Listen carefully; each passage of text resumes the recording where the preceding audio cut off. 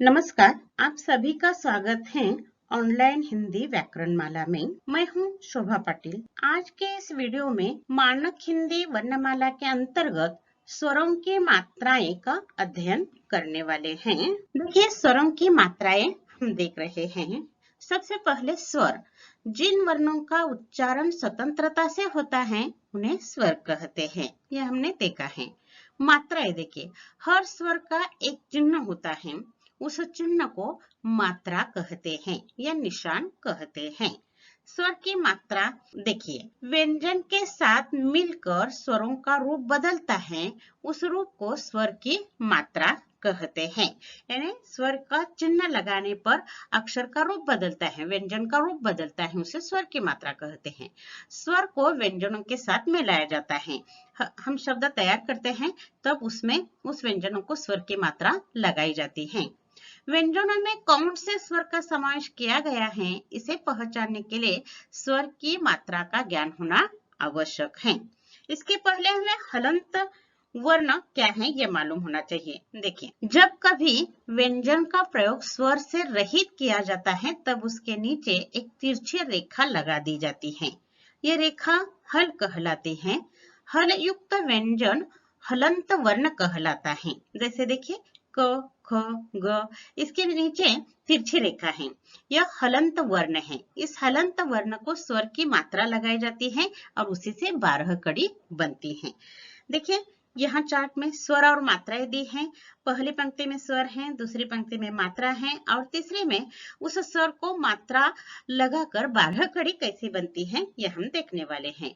देखिए, उसे कोई चिन्ह नहीं है, इसलिए इसे मात्रा नहीं है, क्योंकि हर अक्षर में अस्वर मिला हुआ होता है, इसलिए क बन गया। आ को का, यह देखिए, की, कु, के, कई, को, कौ, ये चिन्ह लगाकर क की 12 कड़ी तैयार हो गई हैं। आगे दो अक्षर आ गए हैं, देखिए, उसे आयोग वह वर्ण कहते हैं। 12 कड़ी में यह भी महत्वपूर्ण है, इसलिए हमने अनुस्वर और विसर्ग भी लिया है, क और कह। इस तरह 12 कड़ी तैयार होती हैं। अब स्वर व्यंजन को लगाकर उसकी मात्रा लगाकर किस तरह 12 कड़ी तैयार होती हैं, उसमें कौन कौन सी विशेषता है यह गहराई से हमें यहाँ देखना है। देखिए, अ को कोई मात्रा नहीं होती, अस्वर पहले से व्यंजन के साथ मिला हुआ होता है, अस्वर लगने पर व्यंजन के नीचे का हल चिन्ह हट जाता है। जैसे देखिए, क के नीचे तिरछी रेखा है, उसे अ मिलने पर पूर्ण क तैयार हो जाता है, मतलब उसके हल चिन्ह हट जाता है। आ देखिए, आ की मात्रा एक डंडी या खड़ी पाई के रूप में होती है। आ स्वर की मात्रा अक्षर के बाद लगी हुई होती है। देखिए, जैसे हलंत वर्ण लिया है क, उसे आ मिलाने पर का बन गया है, यानी वो खड़ी पाई है, वह अक्षर के बाद लगी हुई है। अक्षर के बाद मात्राएं लगने वाले व्यंजन बताइए। अक्षर के पहले स्वर की मात्रा लगे हुए, इस तरह भी स्पर्धा परीक्षा के लिए प्रश्न पूछे जाने वाले हैं। ये अक्षर के बाद लगी हुई होती है मात्रा। देखिए, आगे देखिए, ई की मात्रा को छोटी मात्रा या ह्रस्व मात्रा भी कहा जाता है। ई की मात्रा हमेशा अक्षर के पहले लगी हुई होती है। जैसे देखिए, क, उसे ई मिलाने पर की हो गया। ये बहुत महत्वपूर्ण है। अक्षर के पहले स्वर की मात्रा लगने वाला स्वर कौन सा है, यानी यह ई, लघु ये है, ये ध्यान में रखिए। लघु, छोटी या ह्रस्व मात्रा इसे कहा जाता है। दीर्घ, ये देखिए, अक्षर के बाद मात्रा लगती है। ई की मात्रा को बड़ी मात्रा या दीर्घ मात्रा भी कहा जाता है। ई की मात्रा हमेशा अक्षर के बाद लगी हुई होती है। जैसे क को दीर्घ ई मिलाने पर की हो गया और अक्षर के बाद वो मात्रा लगी हुई है। उ देखिए, उ की मात्रा को छोटी मात्रा या ह्रस्व मात्रा भी कहा जाता है। उ की मात्रा हमेशा अक्षर के नीचे लगी हुई होती है। जैसे क को उ मिलाने पर कु, यह अक्षर के नीचे लगी हुई मात्रा है। अक्षर के नीचे स्वर की मात्रा लगती है, इस पर भी प्रश्न पूछा जाता है, ध्यान में रखिए। उ दीर्घ ऊ की मात्रा को बड़ी मात्रा या दीर्घ मात्रा भी कहा जाता है। ऊ की मात्रा हमेशा अक्षर के नीचे लगी हुई होती है। जैसे क ऊ, तो उसका उच्चारण कैसा हो गया, कू, और अक्षर के नीचे मात्रा लगी हुई होती है। आगे देखिए, इसका हिंदी में बहुत उपयोग नहीं किया जाता, परंतु यह हमारे वर्णमाला स्वर के अंतर्गत आ जाती हैं और लघु यह स्वर है और उसकी मात्रा देखिए अक्षर के नीचे है, सी के आकार के समान होती है। रू की मात्रा को छोटी मात्रा या ह्रस्व मात्रा भी कहा जाता है। रू की मात्रा हमेशा अक्षर के नीचे लगी हुई होती है। रू का उच्चारण ये हमने पहले भी देखा है, ध्यान में रखिए, री इस तरह उच्चारण किया जाता है अथवा रू व्यंजन के समान उसका उच्चारण होता है। ये स्वर है परंतु उसका उच्चारण व्यंजन के समान होता है। देखिए क को रू लगने पर कुछ लोग कृष्ण कहते हैं, कुछ लोग कृष्ण कहते हैं, री का उच्चारण करते हैं। हम पृथ्वी कहते हैं, वहां भी हम उसका उच्चारण रू के समान करते हैं, पृथ्वी, यानी कि प के नीचे यह रू का चिन्ह लगता है। इसलिए हिंदी में कभी कभी वृथा, पृथ्वी, कृष्ण इस तरह इसका उपयोग किया जाता है।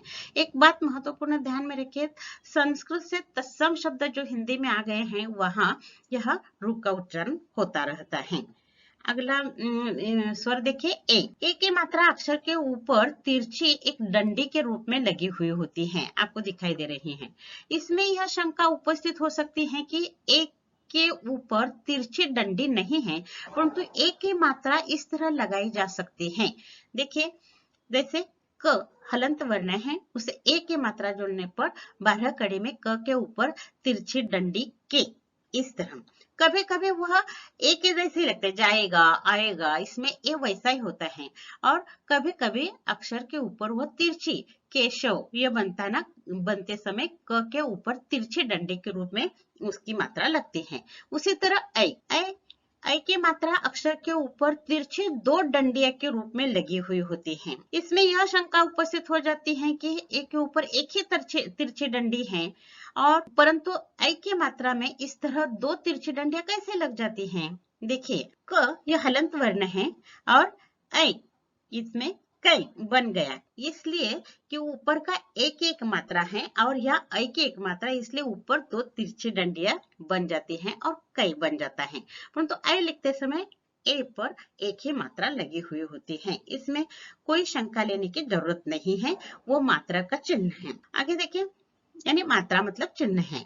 ओ देखिए, ओ की मात्रा अक्षर के बाद एक डंडी और अक्षर के ऊपर एक तिरछी डंडी लगी हुई होती है। जैसे क ओ जोड़ने पर को बन गया, यानी अक्षर के बाद एक खड़ी पाई है और उसके ऊपर एक तिरछी डंडी। ओ देखिए, ओ के ऊपर ओ की मात्रा अक्षर के बाद एक डंडी और अक्षर के ऊपर 2 तिरछी डंडियां लगी हुई होती हैं। जैसे देखिए क ओ जोड़ने पर कौ बन गया, ध्यान में गया। इस तरह 12 कड़ी तैयार होती हैं। और इसमें और 2 वर्ण जोड़े जाते हैं, उसे अयोगवाह वर्ण कहते हैं। अयोगवाह वर्ण देखिए, अनुस्वार और विसर्ग ये 2 अयोगवाह वर्ण हैं। ये वर्ण न स्वर के अंतर्गत आते हैं न व्यंजन के अंतर्गत आते हैं। इन वर्णों का न तो स्वर से योग है न व्यंजन से योग है, मतलब स्वर से भी योग नहीं है मतलब अयोग है, और व्यंजन से भी योग नहीं है मतलब अयोग, इसलिए अयोग लिया है। फिर भी अर्थ वहन करते हैं, इसलिए उसे वाह।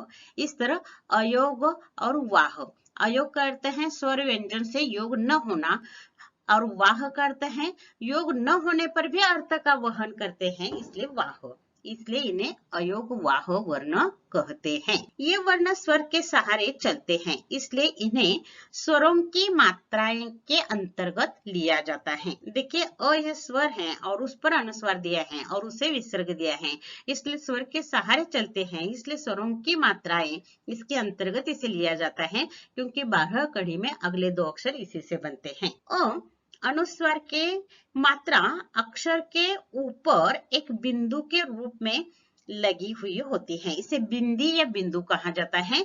यह अनुस्वार होता है। जैसे देखिए क और यह क, इस तरह अनुस्वार बन जाता है, जैसे कंपन हम कहते हैं, उसी तरह अनुस्वार का उच्चारण नाक से होता है। देखिए अनुस्वार क और इस समय हमारे नाक से वायु बाहर निकलती है, इसे अनुस्वार कहा जाता है।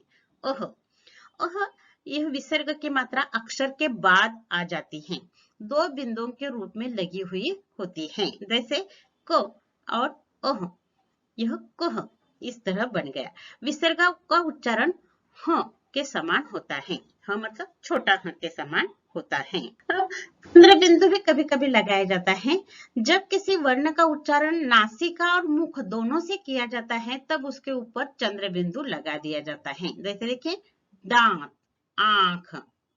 उस समय देखिए मुख और नाक दोनों से वायु बाहर निकलती है, इसलिए चंद्र बिंदु और अनुस्वार इसमें अंतर है। अनुस्वार केवल नाक से बाहर वायु निकलते हैं और चंद्र बिंदु के समय नाक और मुख दोनों से बाहर निकलती है, इसलिए चंद्र बिंदु का अलग महत्व है। भाषा की शुद्धता की दृष्टि से अक्षर के ऊपर चंद्र बिंदु लगाना आवश्यक है। जैसे देखिए सांस और सांस। सांस यह अलग अर्थ है, यानी हमारा श्वास अर्थ है, और सांस यह हमारी बहु सांस इस रिश्ता, यानी इसी में चंद्र बिंदु और बिंदु इसी में अंतर होने पर अर्थ में भी अंतर आ जाता है, इसलिए स्पष्ट उच्चारण और स्पष्ट अर्थ के लिए चंद्र बिंदु लगाना आवश्यक होता है। स्वर की मात्राओं की कुछ विशेषता है। देखिए जब किसी शब्द की शुरुआत स्वर से होती है तब स्वर अपने वास्तविक रूप में आता है। जैसे देखिए इच्छा, अमर, ऐनक, औरत आदि। देखिए इच्छा, यहाँ इच्छा में ई लघु ई आ गया है, अमर में अ आ गया है, ऐनक में ऐ आ गया है। यह प्रारंभ में जब आ जाता है स्वर तब उसी रूप में लिखा जाता है और बाद में जब आ जाता है तो उसका रूप बदलता है। दूसरी विशेषता देखिए जब किसी शब्द में व्यंजन के साथ लगातार दो स्वर जुड़ते हैं तब पहला स्वर अपनी मात्रा के रूप में तथा दूसरा स्वर अपने वास्तविक रूप में आता है। यह भी बहुत महत्वपूर्ण है। मैंने ऊपर बताया खाएगा, आएगा, जाएगा, पाएगा। देखिए यहाँ खाएगा, यहाँ ख को अ की मात्रा लगी है इसलिए खा बन गया है, परंतु तुरंत दूसरा स्वर आ गया है ए, तो वह वास्तविक रूप में लिखा गया है खाएगा। उसी तरह गुंजाइश देखिए ज को मात्रा आ लगी है जा हो गया, परंतु तुरंत ही आ गए हैं लघु ई, तो उसी वास्तविक रूप में लिखा है।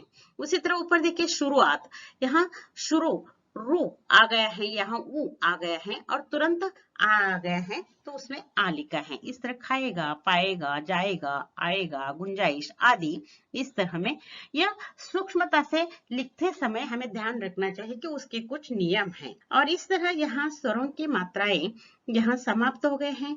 अगले वीडियो में हम व्यंजन लेकर आने वाले हैं। तब तक के लिए धन्यवाद।